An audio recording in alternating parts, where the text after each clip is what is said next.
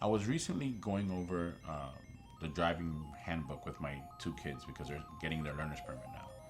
And it was funny because there was a section on how to deal with getting pulled over and how to deal with getting tickets. Now, suffice it to say, I didn't agree with everything that was in there because they didn't say, call Carlos. They literally, part of it said you can't get out of a ticket, which was crazy. But what I wanted to address was what that chapter section talked about, how to handle getting pulled over and how to handle a ticket, because I think it's important for people to know that. According to the Florida handbook, it was talking about what makes officers feel safer and more comfortable, which in turn will make you safer and more comfortable when an officer pulls you over. First of all, what I want to say is police officers, a lot of us think that they want us to have our paperwork ready. But one of the things that the class taught was that if you start making movement in the car before the police officer gets there, it sometimes makes them nervous that you're trying to find a weapon or something.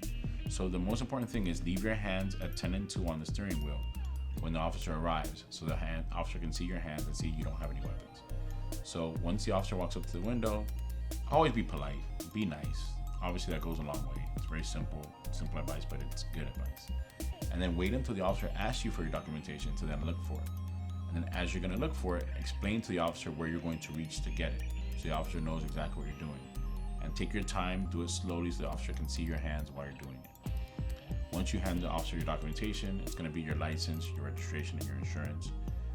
They may give you a ticket. We may have seen the videos on YouTube and all over the internet of people who refuse to sign tickets and what happens to them. Sometimes they get tased, sometimes they get put out of the car and arrested.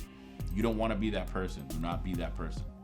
All you have to do, signing the ticket is not a big deal. You're not admitting guilt. You're just admitting that the officer gave you the ticket. That's all it is. In Florida, for most tickets, you don't even have to sign anymore. The officer just certifies it. But if it's a ticket you need to sign for, just sign it. Avoid problems. I don't want you to be YouTube famous getting pulled out of your car and tased. So sign the ticket and then fight it. Don't neglect school. Don't pay the ticket. Paying it is the worst thing you can possibly do because you get points on your license, you get convictions on your license. You don't want to do that. Bring it to me. And like you saw in my earlier post, I eat tickets for breakfast. So bring it to me and I'll take care of it for you. Stay safe out there. Try not to get tickets, but if you do,